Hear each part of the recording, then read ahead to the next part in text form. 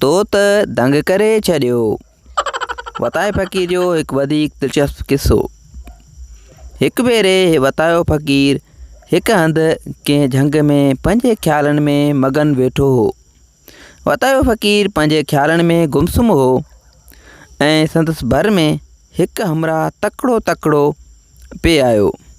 उन हमराह खे टोरे ॾाढो तंग कयो हो। सो उन हमराह खे इहो ख़्यालु न रहियो त को वेठल आहे ऐं हू वताये फ़क़ीर जे पुठी वटि अची कंहिं ॿूढ़े खे पुठि ॾेई वेही रहियो। हुन जी रीह जे आवाज़ ते वताये फ़क़ीर कंध खणी जो मथे ॾिठो त ॾिठाई त ॿिन्ही संदसि पोयां हिकिड़ो माण्हू हाजत पूरी पियो करे, यानी टोरो पियो करे।